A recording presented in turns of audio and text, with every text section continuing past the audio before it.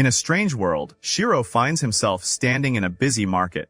The people around him are wearing clothes that look completely different from his world. Suddenly, he falls to the ground. His health points appear right in front of him, and he realizes he is inside a video game. He opens his friend list, searches for someone he knows, and finds Natsugu. Shiro calls him, and they meet up. Natsugu asks where they are, and Shiro explains that they seem to be trapped in the world of Elder Tale. They decide to walk around and gather information. On their way, someone watches them from a distance and starts throwing rocks. Shiro tells Natsugu that it is Akatsuki, an old party member.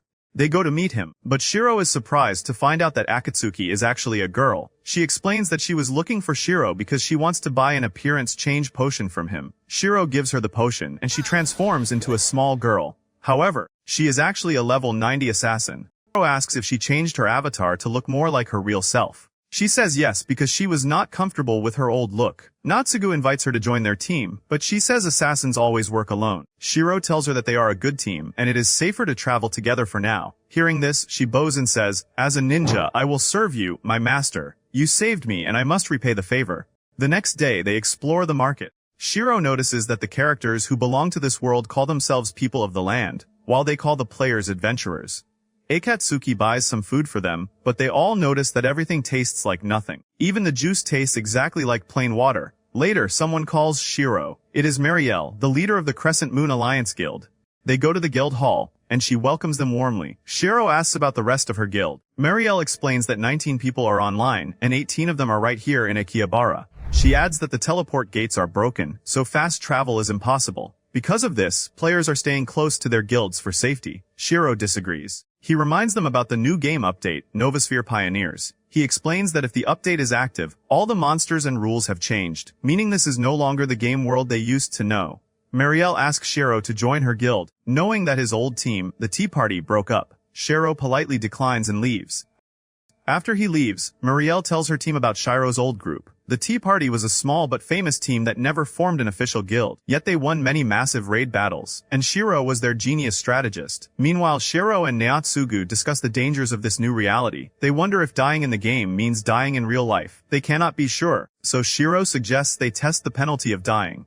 At night, the trio goes into the dark forest. Shiro reminds them that they are level 90, the highest level in the game. Normally, weak monsters would ignore them, but here, monsters are actively fighting, making it the perfect place to test their skills. Suddenly, level 28 giant rats appear and attack. Natsugu tries to open his game menu to attack, but he struggles. A rat grabs Shiro and throws him into the air. Instantly, Akatsuki jumps in with her sword and destroys the monster. Shiro asks how she moved so fast, and she says her body just moved on its own. Realizing the secret, Shiro tells Natsugu to stop using the game menus and just fight with his real body. Natsugu tries this and easily defeats the rest of the monsters. At the very same time, a member of Marielle's guild named Sarara sends out an urgent distress call. She is running for her life, with dangerous people chasing right behind her.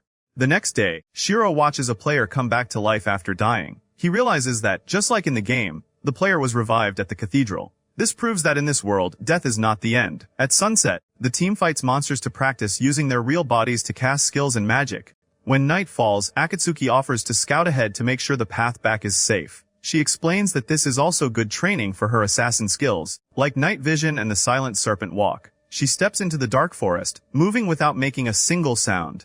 They arrive at Marielle's base where Henrietta shares some bad news. She says that the city is no longer safe. Large guilds are using their power to bully others, treating anyone outside their group as an enemy. Back when Elder Tale was just a game, fighting in cities was strictly forbidden.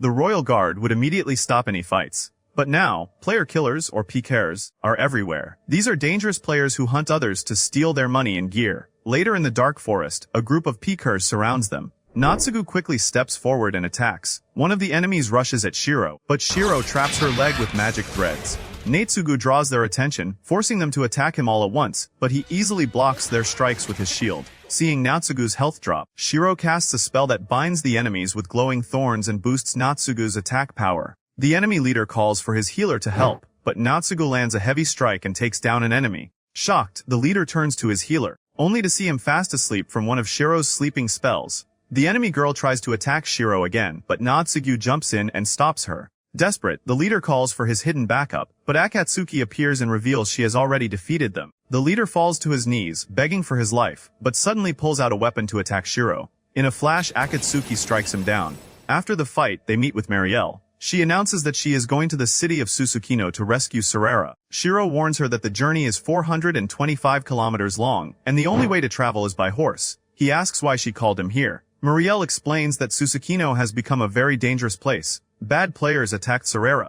but a kind player managed to save her and hide her. Marielle is leaving to bring her back, and she wants Shiro to protect her guild while she is gone. Shiro thinks about the journey. It will take them 21 days just to get there. Without a strong healer, Marielle's rescue mission will definitely fail. He stands up and surprises her by saying that he and his team will go instead. They pack their gear, get on their horses, and begin their long journey. The next day, Shuro and Natsugu use a special item that summons giant hawks. They mount the birds and take to the skies. After only 3 days, they reach a place called Palm Depths. Their goal is to pass through the mountains and cross the canal to reach Susukino. Shiro warns them that this place is full of dangers. But if they get through it, they will reach the northern side of the mountain. Meanwhile, Sarera is cleaning the house of the person who saved her. He walks in, revealing himself to be a half-cat player. He asks her when the rescue team will arrive. She tells him they will be there tomorrow. He is surprised and says he did not expect them to arrive so fast. Back with Shiro's group, they are crossing a bridge when it suddenly breaks. Shiro tries to save Akatsuki, but he falls into the river instead. Under the water, he remembers his old friends praising his gaming skills. A memory plays in his mind where he is standing with the Tea Party members, and one of them asks, "Lost in your thoughts again?" Shiro wakes up safely. Natsugu explains that he jumped into the water and saved him. They continue their journey. Suddenly, the area changes, and a massive level 68 monster appears. Natsugu hits his shield with his sword to grab its attention. Akatsuki and Natsugu attack the beast. Shiro uses his glowing thorns to bind it. His friends attack again, but the monster is still moving. Shiro casts a powerful spell to weaken it, allowing Akatsuki to jump down and finish it off with her sword. With the monster defeated, they finally cross the mountain. They are greeted by a breathtaking sunset. Looking at the view, Shiro remembers a Tea Party member, telling him that discovering new things is the best part of an adventure. Meanwhile, the city of Susukino is in complete chaos. A cruel gang has taken over the area to steal loot. One gang member yells at another to grab some items, but the man refuses, saying he cannot do such a thing. Their leader, Demikas, steps forward. He violently throws the man aside and tells him to return to the castle. Demikas shouts that this is just a game, and everything here is virtual. Then, he turns to his assistant and asks about the cat and the girl. The assistant says his men found nothing. Angry, Demikas orders the entire gang to search the city until they find the half-cat and Sarera.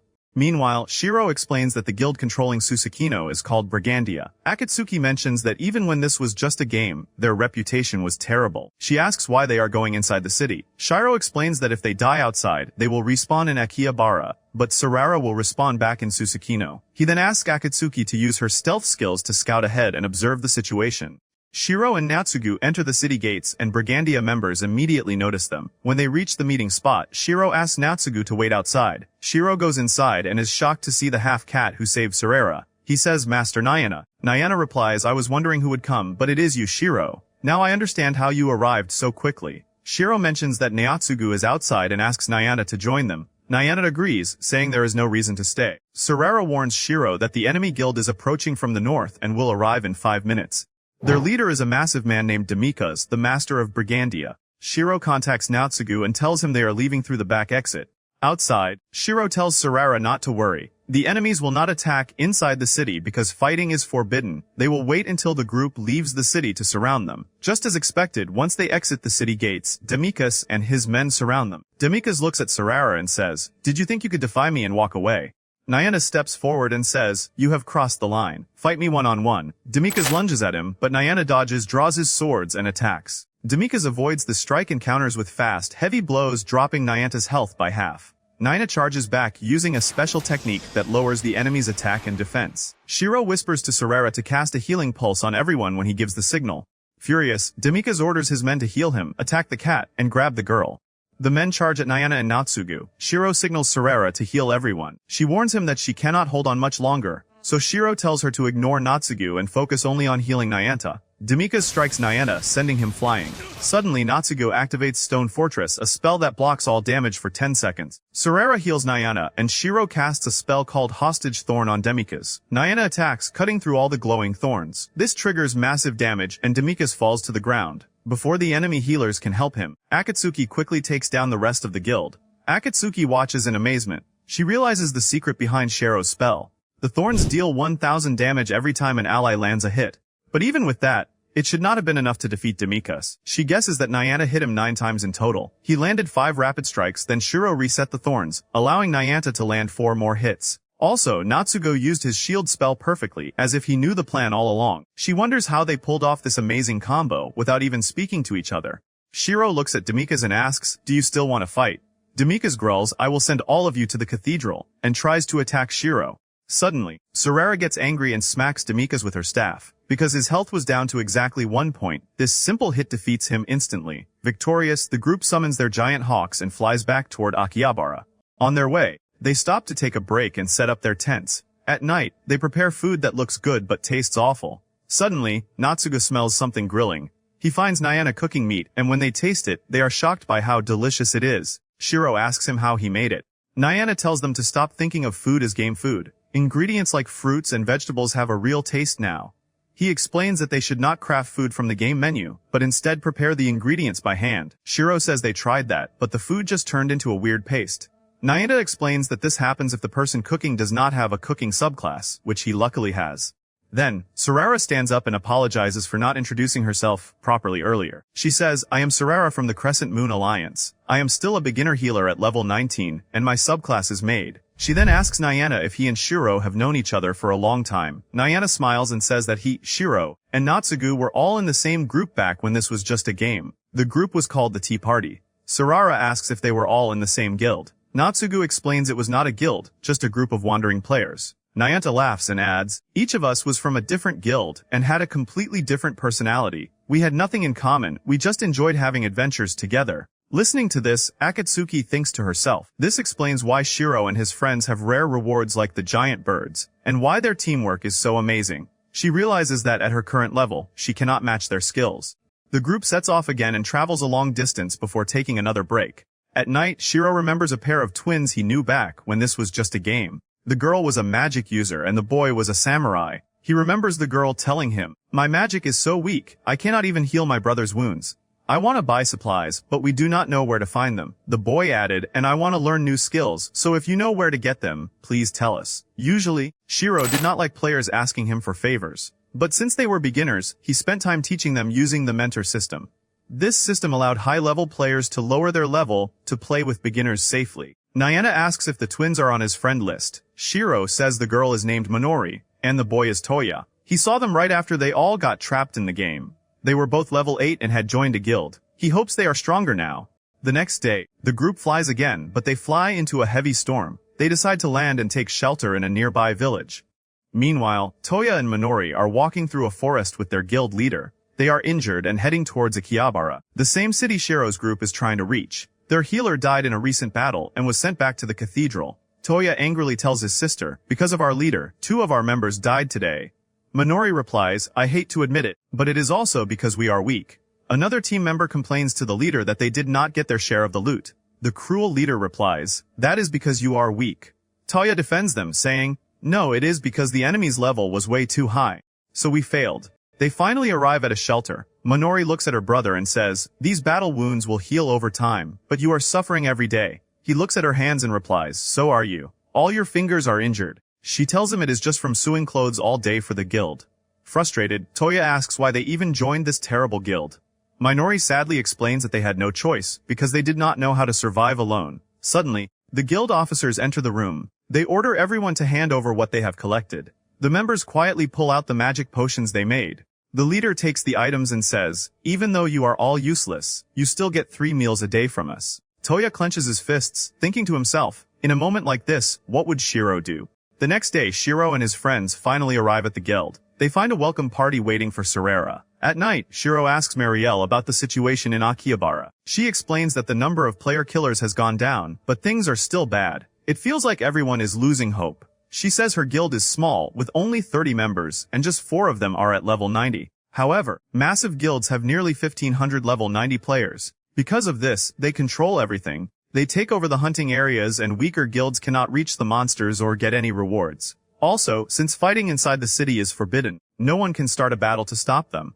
Shiro says he does not like what is happening. Marielle adds that some small guilds tried to meet and solve the problem, but everyone was selfish so nothing changed. Marielle also mentions that a top guild, the Black Sword Warriors, is trying to reach level 91. Shiro is surprised because 90 was the maximum level. She explains that after the game update, the level cap was raised to 100. Their leader, Isaac, is very strict and only allows players level 85 and above to join his guild. This allows them to hunt very dangerous monsters. Shiro says those monsters are too strong to fight normally. Marielle agrees and explains their secret. They are cheating by using special potions called EXP pots. These items boost their strength health and give them extra experience. Marielle reveals something even worse. A cruel guild called Hamlin is tricking beginner players. They pretend to help the beginners, but instead, they force them to craft these EXP pots. Then, Hamlin steals the potions and sells them to the strongest guilds. Later, Shiro goes for a walk to think about everything. Nayanta appears and asks him if he still hates guilds. Shiro replies that the childish and selfish behavior of players makes him hate guilds. Nayanta understands, but says that the game system is to blame. He reminds Shiro about their old team, the Tea Party. It was a wonderful group because everyone worked together. Nayanta encourages Shiro to create his own guild. Making his decision, Shiro secretly calls Minori. She is sleeping on the floor in the Hamlin Guild surrounded by other trapped kids. Shiro whispers to her, cough once for yes, twice for no, and 3 times if you want to say something. Are you and your brother in Hamlin? She coughs once. He asks, are they forcing you to give them EXP pots? She coughs once. He asks, are you okay? Minori softly cries and coughs once. Shiro tells her, I choose to believe you are okay right now. You have to believe in me too. I am coming to save you. The next day, Shiro goes to Marielle. He tells her, this time I am the one asking for your help. I am going to kick the Hamlin Guild out of the city. And that is just the beginning. Akihabara has become a sad and messy place, and everyone is doing whatever they want. It is my city, and I am going to clean it up. Henrietta asks how he plans to do that. Shiro replies, I need money. I need exactly 5 million gold coins. They are shocked by the huge number. Henrietta says they only have 600,000 coins and asks what he can even do with that. Shiro tells them, money is not the only problem. I need to give people hope. I know many players love Akihabara and want to save it. That is why we will win. I need your help for me and for my new guild. Marielle is surprised and asks, you decided to start a guild? Shiro smiles and says, yes, and I will name it Log Horizon. Henrietta points out that since she is an accountant, she knows they need a solid plan to get that much money. She notes that in this world, there are no strict rules, and nothing stops them from creating new ones. She thinks to herself that they need a way to earn money while also making people happy. Suddenly, she gets an idea and tells Shiro, I have a plan. We will make real tasting food using Nyanta's special cooking skills and sell it to players to gather the 5 million gold coins. The next day, both guilds start working on Henrietta's plan. Natsugu goes with some members to hunt wild boars for meat, while Nyanta trains the other cooks on how to prepare the food by hand. At the same time, Akatsuki uses her stealth skills to spy on the Hamlin Guild. The following day, they open their food stall. Marielle calls out to the players, telling them they finally have real food to try. When the players taste it, they are completely shocked by how delicious it is. The news quickly spreads across the city. Everyone is incredibly happy because they had not eaten real food in a very long time.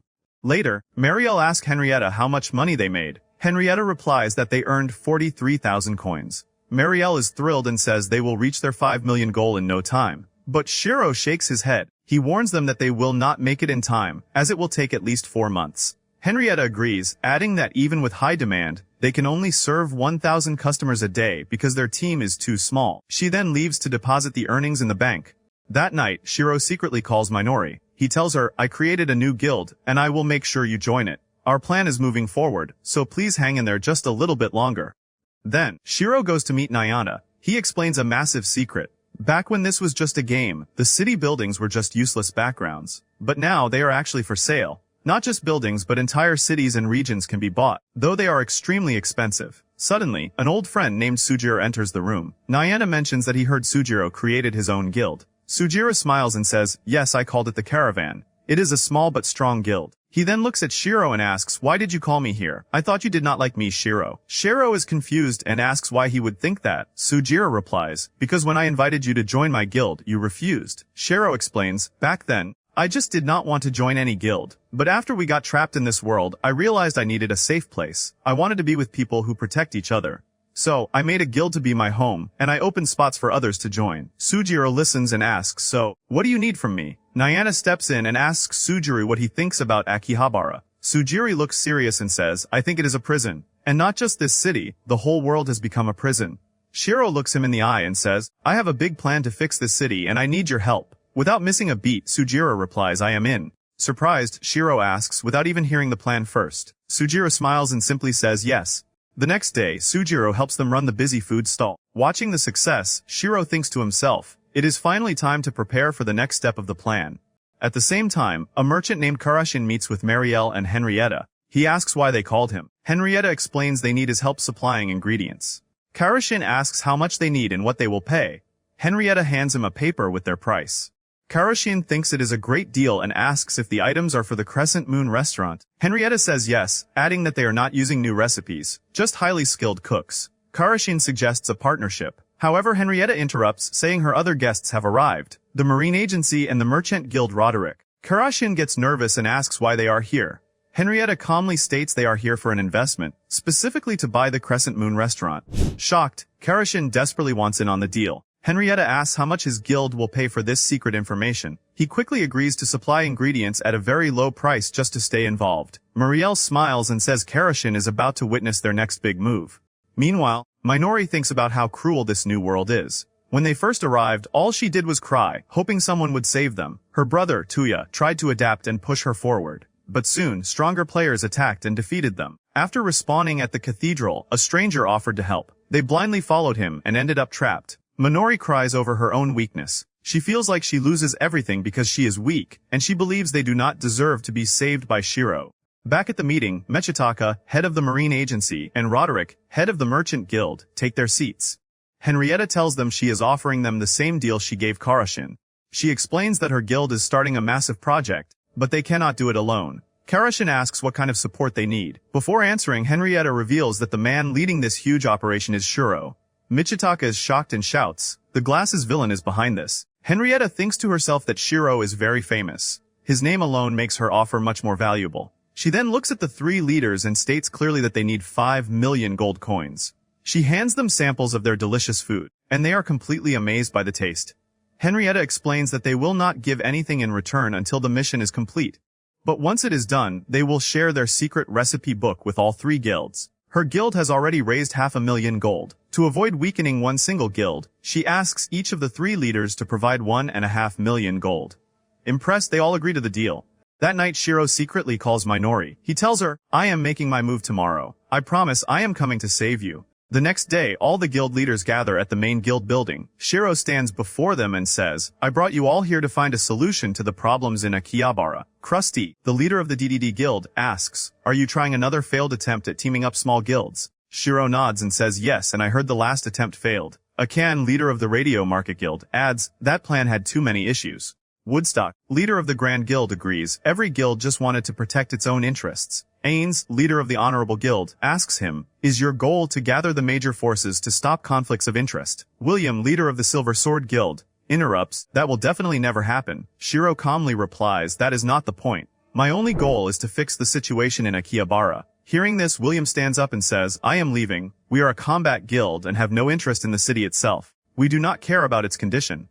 Meanwhile, Minori remembers a secret message from Shiro. He had told her, soon, Toya and the others will escape and leave the guild behind. Take all the new players with you. A deadly player named Akatsuki will be waiting inside the guild building to help. And in case of death, Natsugu will be waiting at the cathedral. Back at the meeting, Shiro continues speaking to the leaders. I brought you here to create a council to discuss the city's problems. Our main goal is to improve the atmosphere and safety in Akihabara. Krusty stops him. Before you continue, how did you choose the guilds for this meeting? Shiro explains, first, I chose the Black Sword Knights, the Honorable DDD, and the Caravan because they are the largest combat guilds. Second, the crafting guilds like the Marine Agency and Shopping District 8. Then, smaller guilds like Crescent Moon. And finally, I am speaking for the players who do not belong to any guild.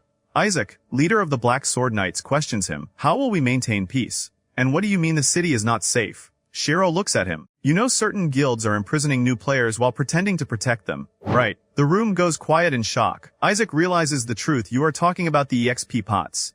At the very same time, the cruel leader of Hamelin orders the trapped kids to go out hunting. Tuya secretly messages Shiro, we are ready. Shiro simply coughs once as a signal. Isaac argues, but capturing players is illegal. Shiro replies, right now, in this world, there are no laws. Isaac disagrees. Yes, there are. We have no combat zones. Shiro shakes his head. That is just a defense system, not a real law. A while ago, I visited the city of Susukino. A bad guild took over the town and bullied everyone. The system did absolutely nothing to stop them. Krusty then asks, what will you do if a group rejects the rules made in this meeting? Shiro states firmly, we will remove them from Akihabara. Isaac warns him that will not work without combat guilds like us. If the big guilds ignore your rules, it will turn into a war. Krusty agrees this roundtable council is interesting, but it will mostly be for show. Suddenly, Shiro drops a massive surprise. Today I bought the guild building. I now have the authority to control the area's settings and manage entry. If I put someone on the blacklist, they will never be able to access the cathedral. Meanwhile, Serera asks Henrietta what buying the guild building actually means.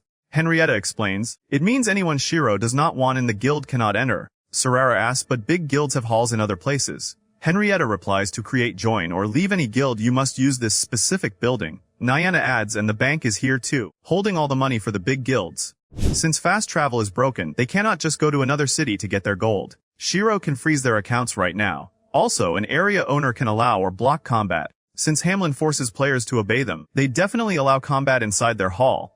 At the Hamlin base, Minori and the trapped kids try to escape. A guard catches them and pushes Minori to the ground. Tuya quickly attacks the guard with a samurai skill that silences him. While Tuya fights, Minori casts a magic shield to protect him. The other kids manage to escape. As Toya tries to get his sister out, the guild leader, Shitrade, suddenly blocks the exit. He attacks and Toya's health drops fast while Minori desperately tries to heal him. Finally, Tuya pushes Minori out the door. At that exact moment, Shiro adds the guard and Shitrade to the blacklist. The doors magically lock, trapping the bad guys inside. The kids meet an ally outside, but he has to leave quickly. Suddenly, Shitrade finds another way out and attacks Toya again. Out of nowhere, Akatsuki drops in and frees Toya. She contacts Shiro and says, sorry I forgot one. Add Shitrade to the blacklist. Instantly, Shitrade is teleported far away to the cathedral, right into the waiting arms of Naotsugu. Back at the meeting, Sujiro smiles and tells Shiro, you are blackmailing us like this. Shiro looks around the room and says, I have two goals. First, to restore everyone's lives in this city. Second, to create laws that protect the people.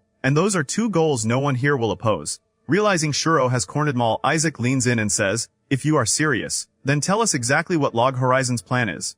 Muriel stands up and says, I will reveal the secret to making food with real flavor. The trick is to use natural ingredients and cook them by hand, just like in the real world. However, the chef must have the cooking skill. If their level is too low, the food will fail. Mishitaka then adds, working together with the merchant guilds, we have successfully built a working steam engine. Shiro explains what this means. The cooking secret does not just apply to food. In the original game, steam engines did not exist. This proves that a player with high crafting skills can use materials from this world to invent completely new things without using the game menace. This will create a huge demand for new products. Players will need to earn money to buy them, which will restart the city's economy. Hearing this, Michitaka announces, the industrial guilds will officially support the Round Table Conference. Shiro continues, our city feels lifeless because players have lost hope and have nothing to do. To survive and build new things, we need money and resources. This means hunting will become essential again, giving combat guilds plenty of work as guards. The next problem is safety. We do not need overly strict rules. But to stop conflicts over hunting areas, we must ban player killing in the low-level zones around Akihabara. Ainz agrees, stating, there is no real benefit to killing players under level 50 anyway. Shiro moves to his next point. We also need to protect basic rights. Since we cannot truly die, kidnapping and trapping players are very serious crimes. Everyone should have the freedom to join or leave a guild.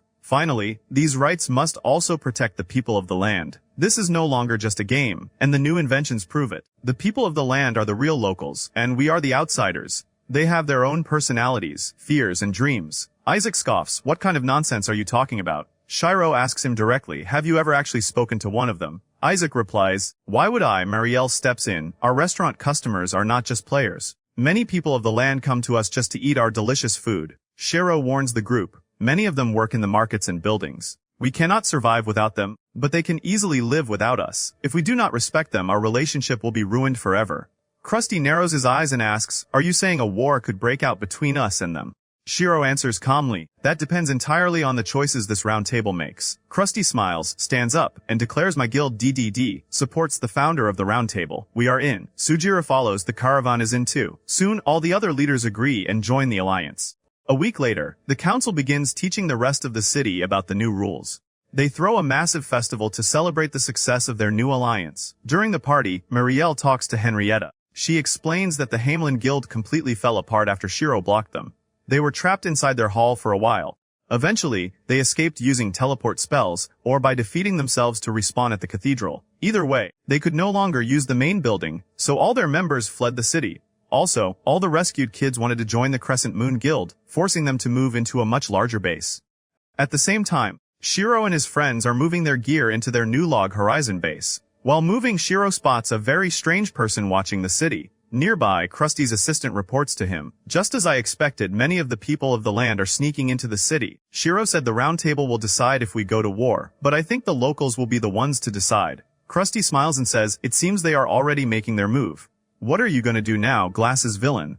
At sunset, Taya and Minori walk up to Shiro. They say, we came to join your guild and learn from you. Shiro smiles and replies, we, Log Horizon, warmly welcome you. That night, far away, the spies who were watching Akihabara stand behind their leader, King Sergiate. A maid enters the royal room and announces, my king, I have brought Lanesia. The next day, the king's messenger arrives in Akihabara. All the people of the land bow to him respectfully. He announces, I am a messenger from King Sergiate, the High Lord of Eastal, the League of Free Cities. I request a meeting with the leader of the Round Table. Shiro thinks to himself about the history of the game. The League of Free Cities is an alliance formed by the lords of Eastern Japan. They want to communicate with the adventurers and are asking them to attend the lords' meeting next month. Shiro discusses this with Krusty. Krusty says, the people of the land need to understand who the Round Table is.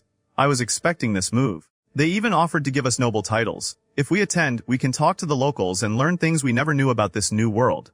Krusty asks about the downsides. Shiro explains that they might get dragged into local politics, but if they refuse, they will miss out on valuable information. Krusty then asks if there is a chance of war. Shiro confidently replies that the chance of war is now very low.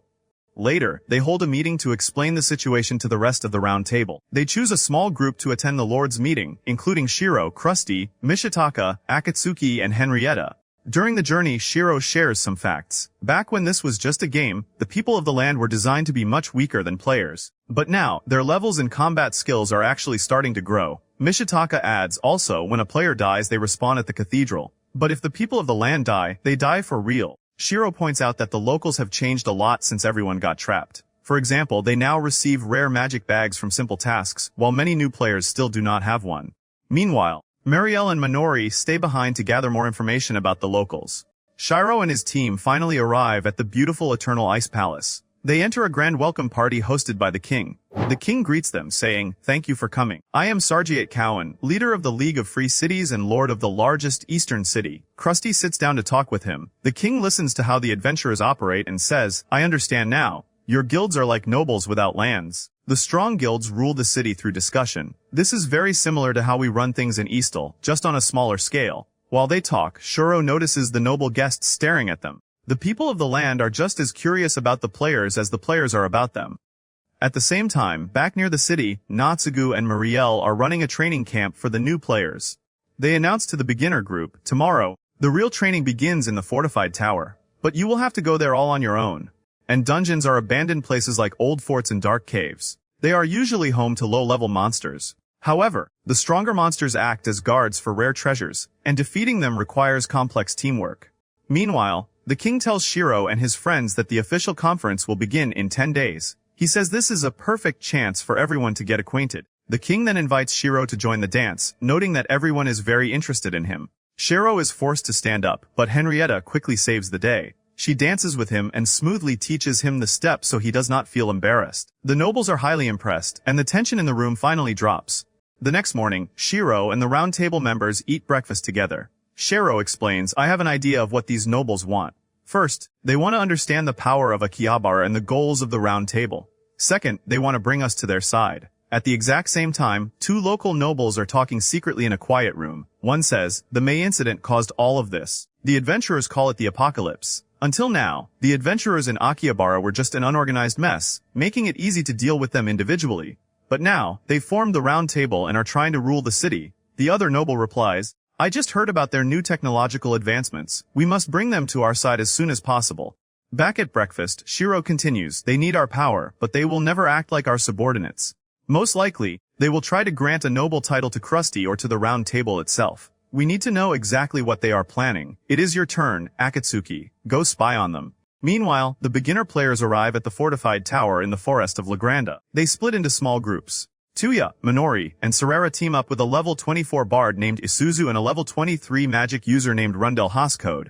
They enter a dark cave and a group of skeletons appears. Toya rushes in and breaks two of them, but another skeleton strikes him, dropping his health points. Serera quickly casts a healing spell to restore his health. Then, Rundle casts a powerful fire spell that destroys several skeletons at once. Everyone is surprised by his raw power. Suddenly, Izu's weapon fires a magical musical attack completely on its own. She smiles and says, "It worked. That is my Carol Round skill. If there is a magic user in the party, my weapon automatically activates my attacks with them." Suddenly, an archer skeleton appears in the distance. Tuya runs toward it, but he spots 5 more skeletons waiting. He bravely charges at them anyway. Rundle tries to support him with another fire spell, but the skeletons swarm Toya and attack him all at once. His health drops dangerously fast, forcing the entire team to turn around and run away to survive. The next day, Princess Lanesha watches Krusty fighting friendly matches against the local knights.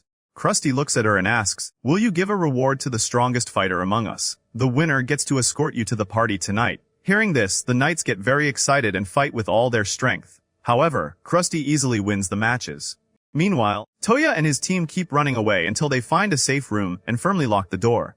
They light a warm fire and sit around it to rest. Rundle is extremely upset and frustrated because they were too weak and had to run away from simple, low-level monsters. Later that night, Shiro meets secretly with Akatsuki. She reports her findings saying, "The people of the land see us as possible enemies because of our great power." Shiro asks if she heard anything else. Akatsuki adds, "They also mentioned that they do not know where the Knights of Azumo are." Suddenly, the ground shakes wildly, and a glowing portal appears out of thin air. A mysterious man steps out of the portal and announces, "I am Regan from Lake Mira, and I have come to speak with Shiro."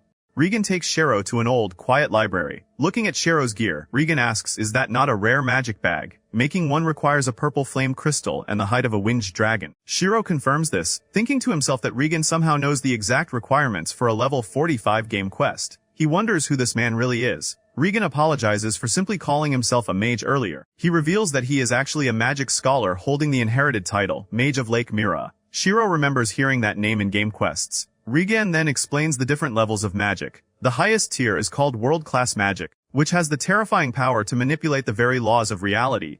Regan reveals that a world-class spell called the World Fraction has been used at least 3 times in history. Shiro asks if this spell caused the recent apocalypse. Regan admits he brought Shiro here, hoping to learn about that event from him. Realizing they both need answers, Regan gladly agrees to share what he knows. He tells a dark story from 350 years ago. Back then, elves invented magic technology, but they were a small race and were eventually attacked and enslaved by humans, demons and dwarves. Seeking revenge, 6 elven princesses used the first world fraction. This dark magic created the half-humans and plunged the world into an era of endless war. Humanity was losing because the half-humans would always regenerate after being killed. Shiro realizes this sounds exactly like the monster respawn cycle in a video game. To fight back, humanity used stolen elven secrets to create new races, like the catfolk and the wolf fangs. Regan continues, saying the wars lasted for 60 years until the Second World Fraction happened. This event, 240 years ago, was called the Celestial Summoning, and it brought the adventurers into this world. Shiro asks why Regan is telling him all this instead of the other guild leaders. Regan explains that because Shiro is an enchanter, he might understand the magic better.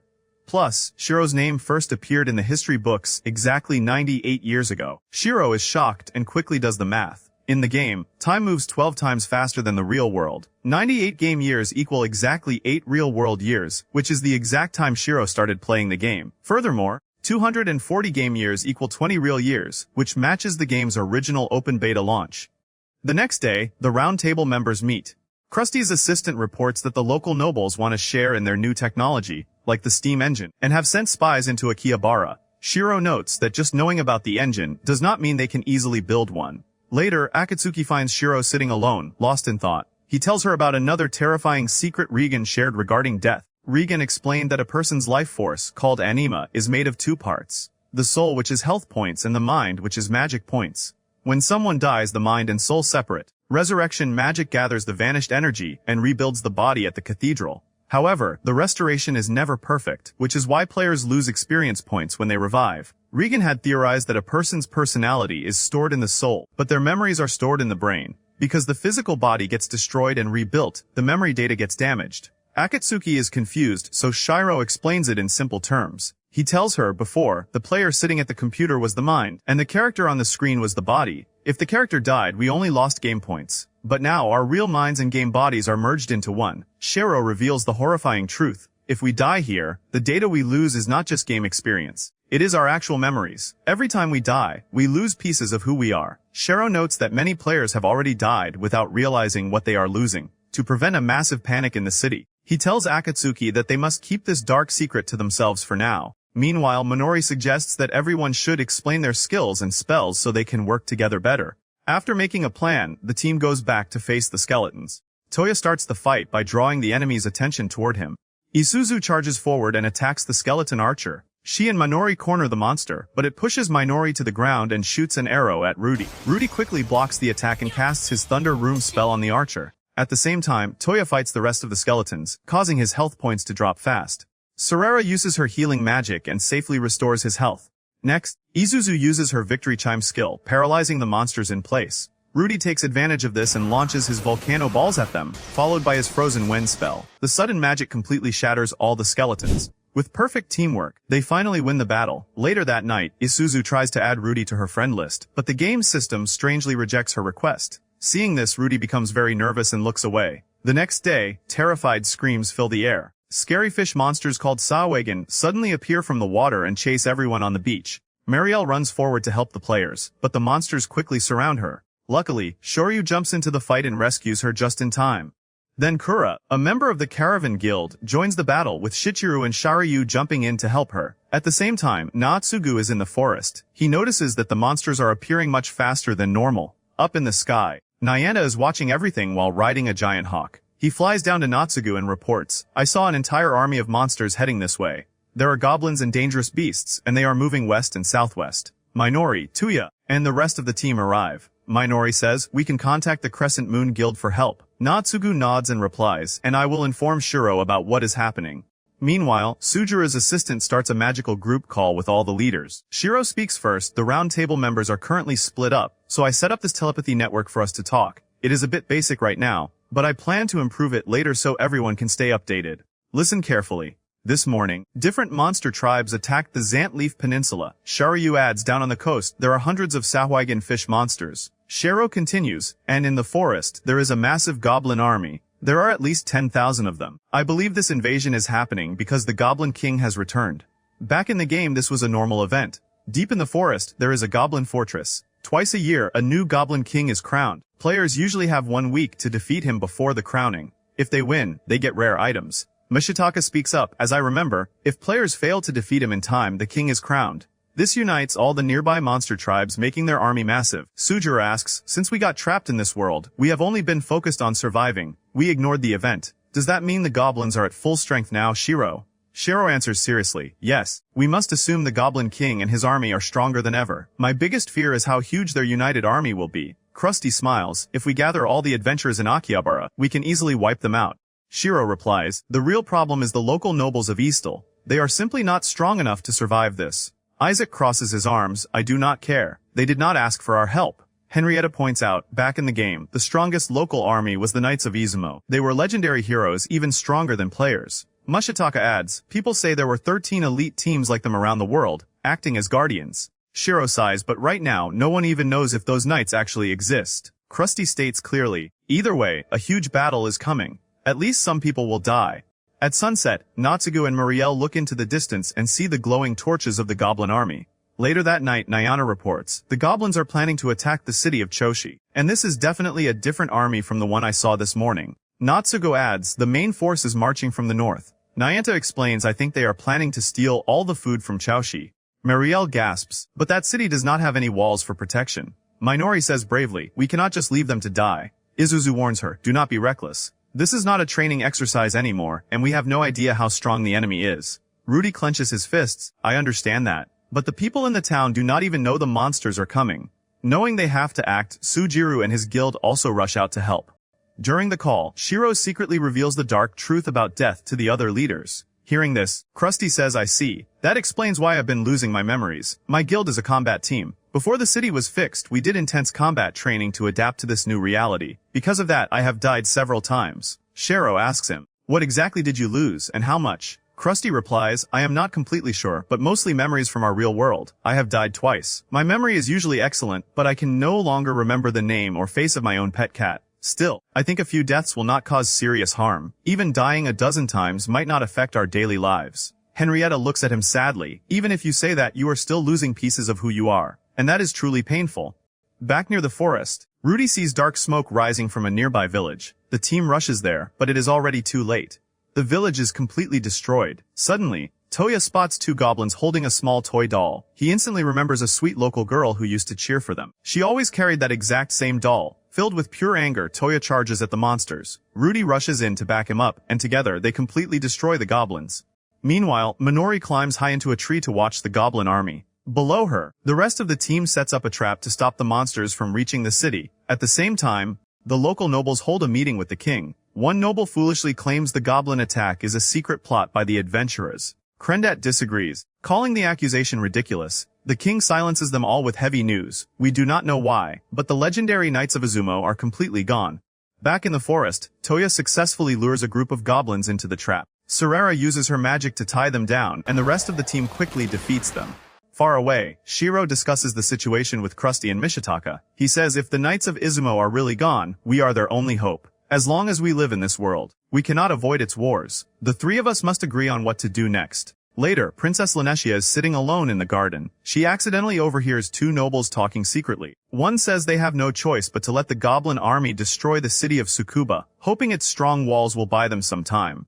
The other noble points out that thousands of innocent people will die. He suggests they force the adventurers to fight instead. The first noble agrees, saying yes, since they come back to life they should fight for us. But we will owe them a massive debt. The second noble smiles coldly. That is why we cannot show any weakness. We must hide the truth about the missing knights and trick the adventurers into acting as our meat shields. Soon after, Shiro and his friends are called into a meeting with the nobles. The talks go nowhere. Meshitaka whispers, "We are making zero progress." Shiro replies, "They are probably waiting for us to ask the hard questions." Shiro stands up and directly asks, "If you know what happened to the Knights of Izumo, tell us." The nobles panic and get very nervous. One of them lies, saying they just cannot summon the knights right now. Then he tries to change the subject, asking, "I have a question for the round table. Why have you not sent your army to protect us?" Mechitaka frowns and says, "I thought this meeting was to share opinions. Or do you just want to give us orders?" Another noble speaks up, "We heard the warriors of Akihabara are unmatched in battle." Michitaka shakes his head, "If you mean an official army ready to deploy, we do not have one." An arrogant noble shouts, "Then why do you adventurers even exist? You are immortal. It is your duty to fight our wars and die on our behalf." Hearing this, Mechitaka completely loses his temper. He slams his fist down, shattering the heavy wooden table. He yells, "First of all, we are not your citizens. That is why you ignored us before. I do not know what dirty scheme you are planning, but we are not your slaves." Lord Krendet tries to calm him down. "We are not tricking you just to use your forces." Shiro looks at him sharply. "Then it was Lord Kariva who asked for our help secretly, for his own selfish reasons." Kariva gets angry, "Are you accusing me of acting only for myself?" Another noble interrupts, "Even so, many of us feel the same way. Will the proud adventurers really just watch our world burn?" Mishitaka glares at him, "We are not your guard dogs. You cannot just say, 'You are immortal, so go fight.' Any leader who treats their allies like disposable tools will never earn the trust of Akihabara." Suddenly, the great doors open, and Princess Lanetia walks right into the room. She looks directly at Krusty and says, "I am going to Akihabara right now. Come with me." Krusty is surprised and asks why. She replies firmly, "To gather a volunteer army." Krusty warns her that this will cause major political problems. Lanetia shakes her head, "You told me yourselves that adventurers are free. I may be foolish and bad at politics, but I know one thing. When you ask someone for help, you must show them real respect. That is why I refuse to hide the truth. The Knights of Izumo are missing." The entire room erupts in anger because she just revealed their biggest secret to the adventurers. Krusty smiles and says, "You have done something incredibly brave. What is your plan?" Her grandfather, the king, slams his staff to silence the furious nobles. He looks at Lanetia and says softly, "Go on, my child." Lanetia turns to the greedy nobles and declares, "Adventurers are freer than us, and we are much weaker. But being weak does not give us the right to act like victims while secretly exploiting them. We have no right to use these people as disposable tools. I am going to Akihabara to ask them for help directly, face to face. And if any brave adventurer chooses to fight for us, we should be deeply grateful." Moved by her courage, Krusty and the others proudly escort the princess, and together they set off for Akihabara. When they arrive in Akihabara, Shiro gathers all the adventurers in the main square. He announces, "A massive army of 20,000 goblins has appeared in the northern hills. They are currently threatening the Eastal League of Free Cities. Even if we do nothing, Eastal will not be completely destroyed, but they will lose at least 30% of their people." Listening to this, Princess Lanetia thinks to herself in shock. She wonders how the adventurers understand advanced tactics and map reading. Where did they get this military intelligence if they are just normal soldiers? She thinks, if they are smarter than the royal officers and judges, then what exactly is the purpose of nobles and rulers? Shiro continues speaking to the crowd. "For us, Defending our own city of Akihabara from the goblins is easy. If we only care about ourselves, we do not need to save Eastal, and we gain absolutely nothing from helping them. But with that said, there is someone I would like you to hear from. Princess Lanetia nervously steps forward to face the massive crowd. She takes a deep breath and says, I am one of the people of the land. I am the granddaughter of Duke Cowan, and my name is Lanetia. Today, I have come to make a request. As Shiro told you, our world is in great danger. Our guardians, the Knights of Azumo, have vanished, leaving us completely alone to face this threat. She looks down in shame and says, until now, the nobles did not know what to do. Out of fear, we originally planned to force your round table to fight for us, simply because you are immortal, and I am deeply sorry for that. I am sorry for coming here with such a selfish request. Tears form in her eyes as she continues. Neither I nor Eastal have anything valuable to offer you. Looking at your beautiful city, there is no price we can pay that equals your freedom. But as a daughter of my family, it is my duty to protect my home. I have always been a coward. I am lazy, and I have only ever thought of myself. But today I choose to fight. She bows deeply to the adventurers. So, if you do not mind, is there anyone here willing to stand and fight with me? I swear I will protect your freedom. Please help us. Moved by her honest and brave words, all the adventurers bow their heads in respect. Suddenly, the entire crowd begins loudly chanting her name. Krusty smiles and steps up to the stage. He shouts, we will now begin our first official military campaign. The only rule is that you must be over level 40 to join this mission. Anyone who wants to volunteer, raise your hand right now. I, Krusty, will proudly command this army. Shiro steps beside him and adds, and I will serve as your main strategist. First, we will form the assault teams. In exactly 50 minutes, I will contact all group leaders using telepathy. That is all. Dismissed. Prepare for battle. The very next day, Shiro prepares a massive new steamship to transport the volunteer army to the battlefield as quickly as possible. Meanwhile, after a long night of fighting, Minori and her brave team successfully keep the city of Choshi safe. Tired but victorious, they finally return to Marielle and the others. The adventurers finally reach the main goblin army and attack with full force. Krusty launches a massive strike that wipes out a huge number of goblins. Suddenly, two giant monsters appear. One is level 80, and the other is level 72. Krusty quickly signals the magic users to target the smaller goblins so he can focus on the giants. He then charges at the first giant and strikes it down. At the same time, Karashin praises Shiro's telepathy network. He says, this network was a brilliant idea. Each squad has a leader, and they can all communicate with headquarters to coordinate their attacks. Shiro replies, the real problem is the city of Chaoshi. Winning this fight will not be hard. But after the battle, the goblins will scatter and might attack the local villages. To stop this, we are surrounding the goblins and driving them into a single trap. But we must protect Chaoshi at all costs, or our trap will fail. Choshi is the most critical part of this plan. Akatsuki looks at Shiro and asks, are you not going to the battlefield? He tells her I want to, but I cannot leave until all our teams are fully in position. Meanwhile in Chaoshi, the savage fish monsters are getting closer, and their numbers are much larger than expected.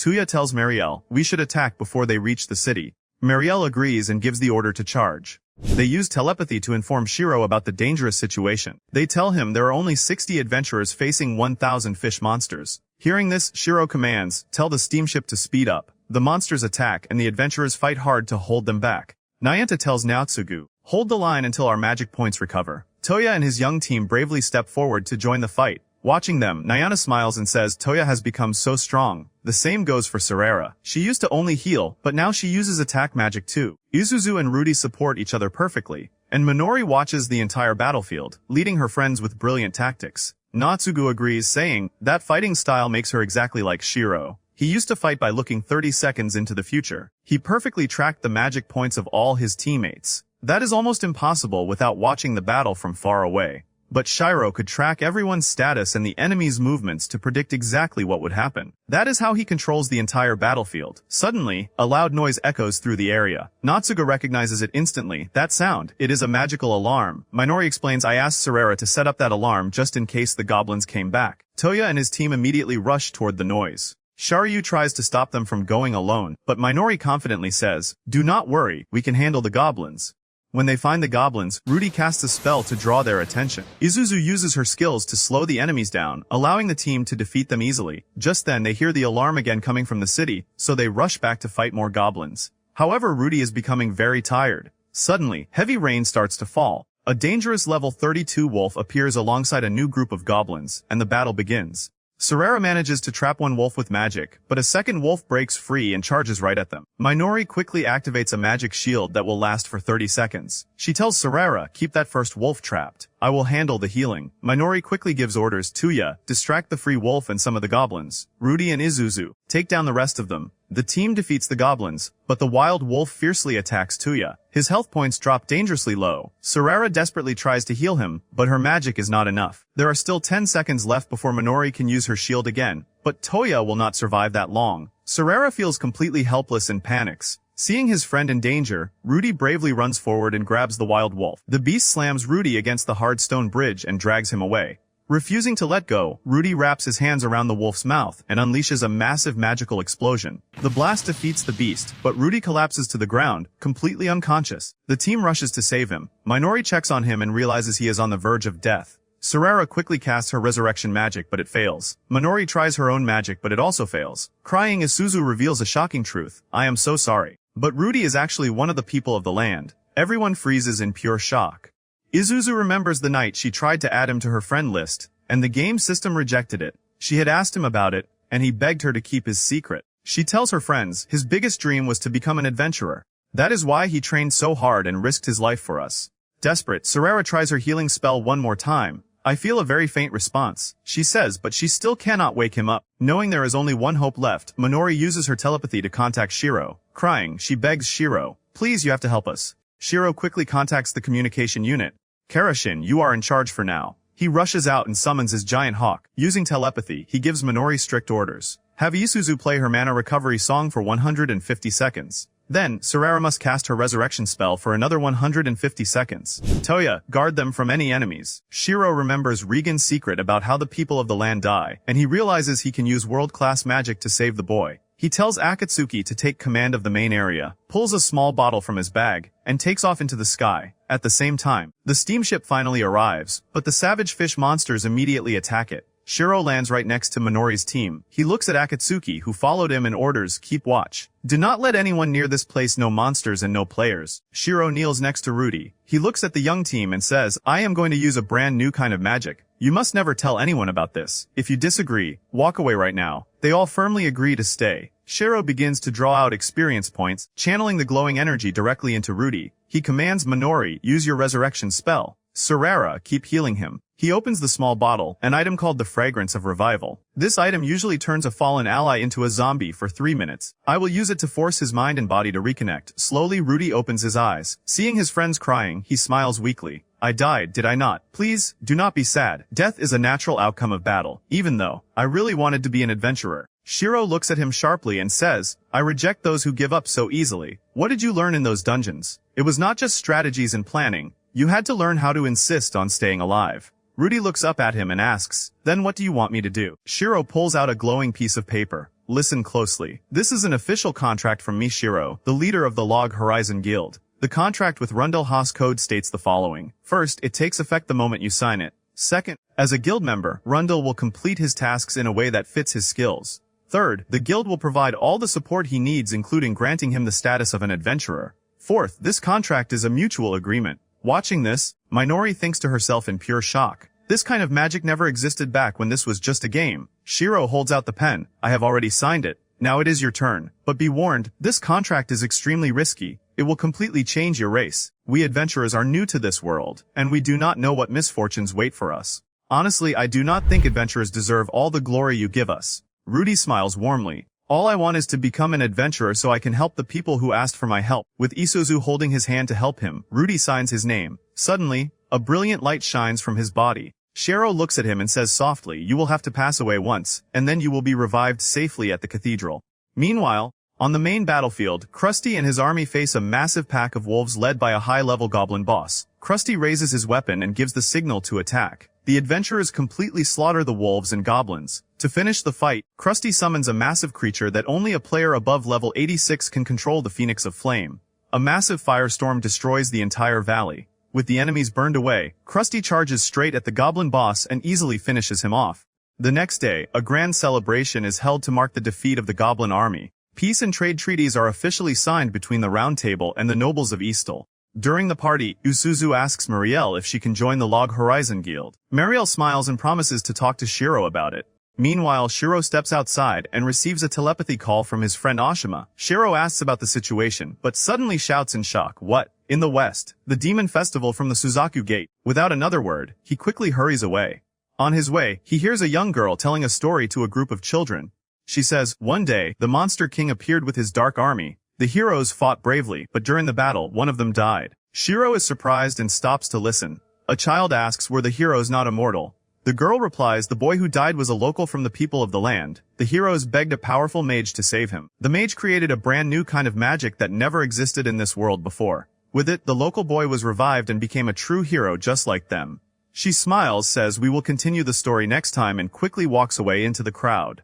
Later, Shiro goes to meet Regan. Regan smiles and says, "Congratulations on creating a new type of magic." Surprised, Shiro asks if he noticed. Regan nods. "A month ago, I sensed a strange, powerful magic from the east. I saw light filling the sky. It was world-class magic, so I immediately knew it was you." Shiro humbly replies, "It was only possible thanks to your research." Regan's expression turns serious. "By the way, I recently sensed another powerful magic coming from the western sky. It seems someone else has also created a new type of magic." Shiro thinks for a moment and says, "I believe it is happening in the city of Manami. Susukino is still in ruins, ruled by cruel adventurers. But Manami is different." Shiro then asks, "This continent used to be one unified country, right?" Regan confirms this. Shiro explains, "I have been studying the history. The old Westlanded Empire was destroyed during the ancient wars, but the Cowan noble family survived as a distant branch." Regan nods, "Yes, and the new Westlandi Empire still governs the entire western region." Shiro connects the pieces. The adventurous city of Manami is inside that western territory. "I heard a single powerful guild is controlling everything there.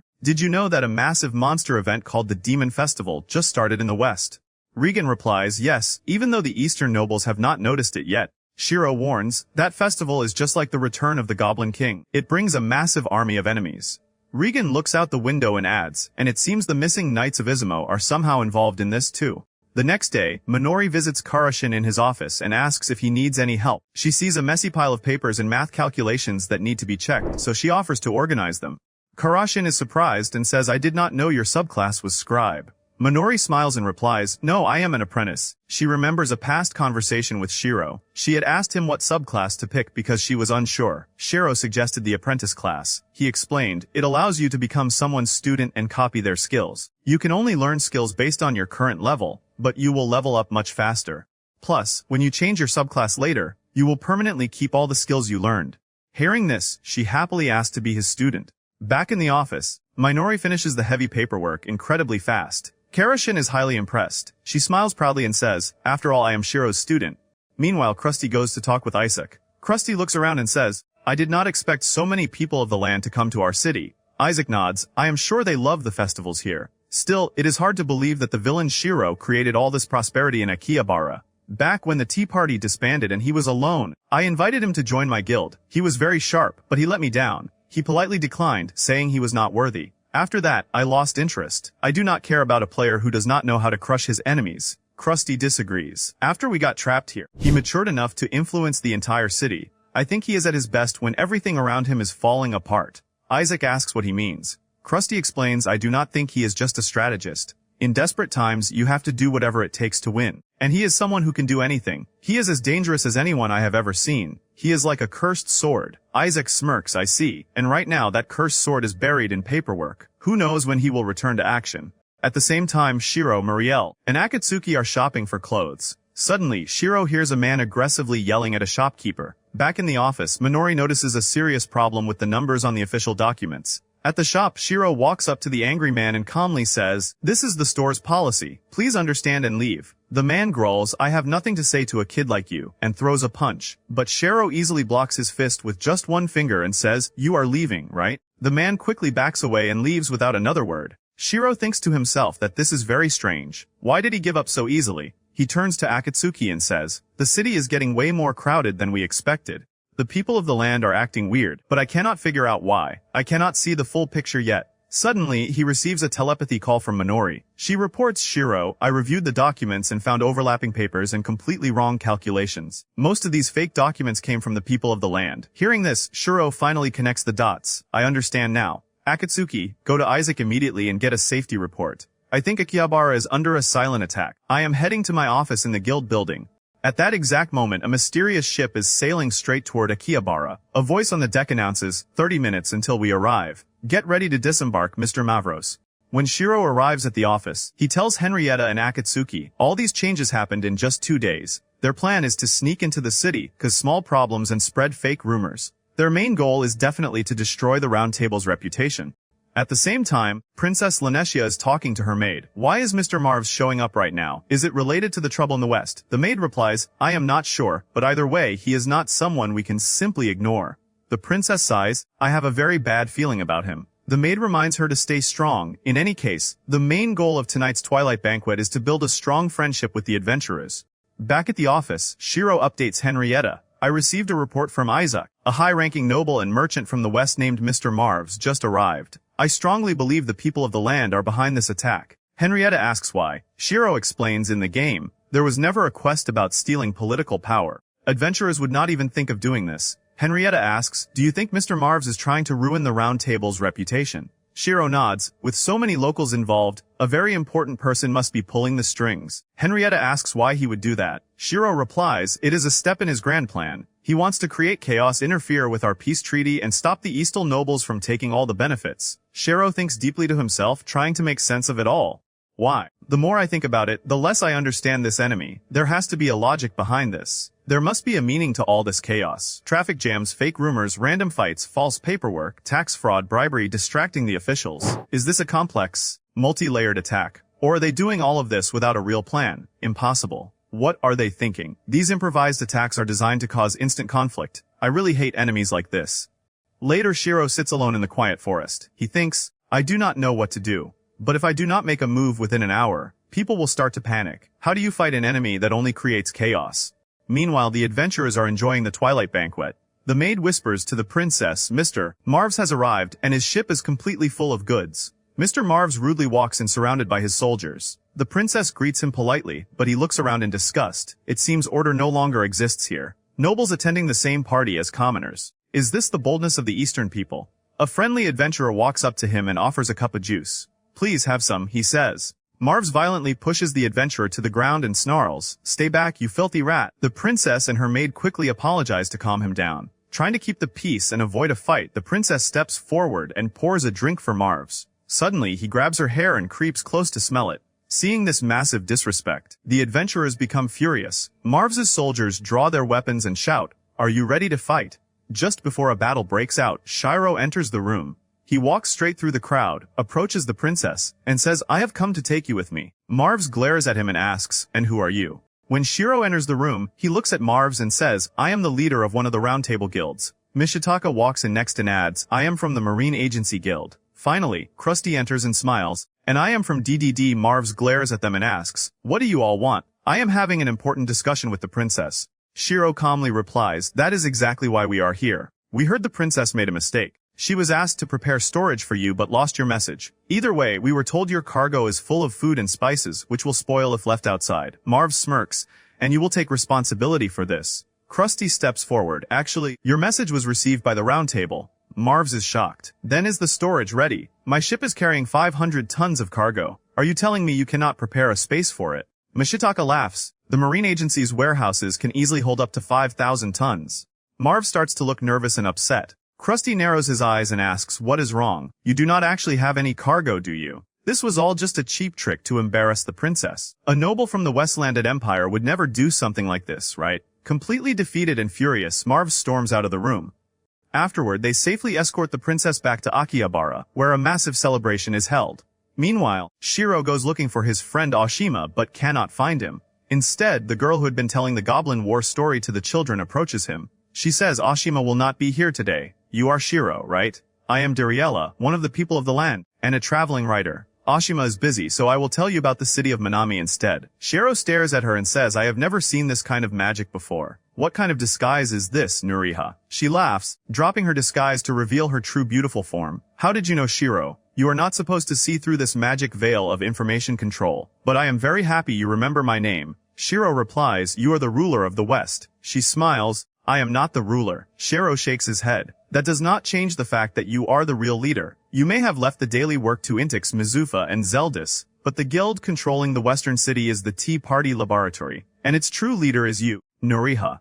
Not long after the apocalypse, you charmed the nobles of Manami and even used their guards. You used their wealth to buy the main castle. That gave you ultimate power over the city and the lives of the adventurers. Then, you forced all adventurers in Manami to join your guild. People say it is a city with only one guild, meaning there is no discrimination. So, what brings you to Akihabara? Noriha steps closer and says, I came to invite you to join the Tea Party Laboratory. I want you by my side. I want you to walk with me and protect me. Shiro asks why. She whispers, like I said, I want you. I have known about you for a long time, and I know everything you have done, including your brand new magic. Shiro replies, I could say the same about you. The magic is still unstable, but you successfully restarted the teleport gates between the cities, did you not? Noriha smiles, you really do know everything. Shiro asks, was it your order to cut off all news from the West? She answers, that was Mizufa's doing. Shiro asks, and the attacks targeting the round table? She says, that was just one of Marv's ideas that got out of hand. But you handled it brilliantly. Shiro looks at her coldly. You knew about everything, yet you did nothing to stop it. She gently places her hand over his mouth. Will you come with me? Shiro pulls away. Nothing you have said is true. Noria's eyes soften. If I told you the truth, would you come with me? Shiro replies, I cannot answer that until you tell me. She takes a deep breath. I can promise you, the truth is not pretty. In the real world, I was an ordinary woman, someone who never succeeded. A total nobody. No one remembered my name, and no one cared if I even existed.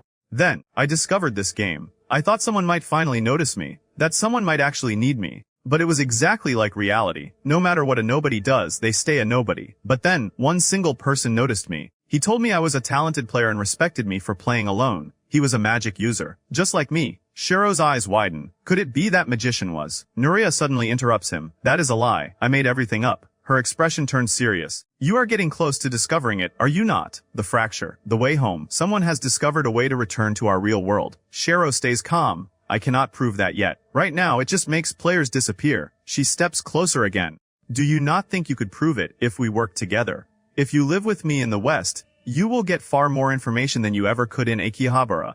You could use the massive wealth and power of the nobles however you want. I truly believe it is the fastest way to get back home. Shiro looks her straight in the eyes. If I did that, my entire life would become a lie. Everything I worked so hard to build here would mean nothing. Even if I was the one who once told you that you were talented, I cannot use that as an excuse. I cannot go with you. I will not give you what you want that easily.